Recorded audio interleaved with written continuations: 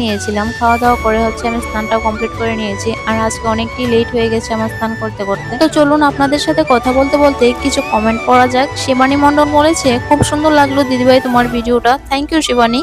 রীতা দেব বলেছে, খুব সুন্দর হয়েছে ভিডিওটা, থ্যাংক ইউ।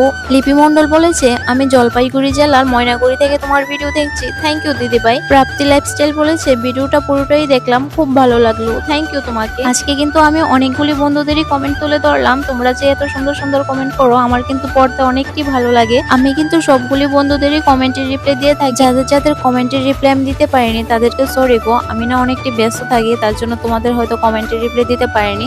তোমরা এই ভিডিওর মধ্যে অবশ্যই কমেন্ট করো, আমি কিন্তু সবার কমেন্টের রিপ্লাই দেওয়ার চেষ্টা করব।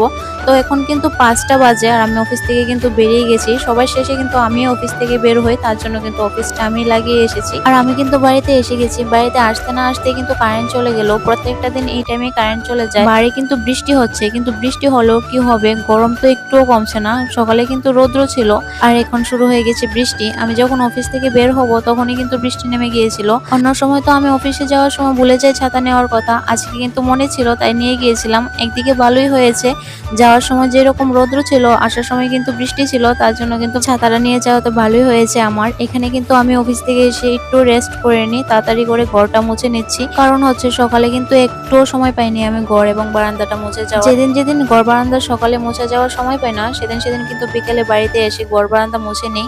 আর আজকে তো বৃষ্টি হচ্ছে, বৃষ্টি হলে তো আমার ঘর বারান্দা মুছতে হবে, কারণ বৃষ্টির সময় হচ্ছে বারান্দার মধ্যে অতিরিক্ত বালু হয়ে যায় আর বালুর মধ্যে হাঁটা চলা করতে আমার একদমই ভালো লাগে না।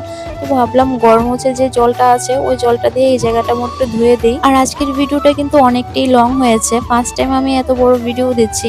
আপনারা অবশ্যই কমেন্টে জানিয়ে দেবেন যে আমার 1-2 মিনিটের ভিডিও দেখতে আপনাদের ভালো লাগে নাকি 3-4 মিনিটের ভিডিও দেখতে ভালো লাগে। যদি লং ভিডিও দেখতে ভালো লাগে তো আপনাদের জন্য আমি লং ভিডিওই তৈরি করব। আর যদি মনে করেন যে শর্ট ভিডিও দেখতে ভালো লাগে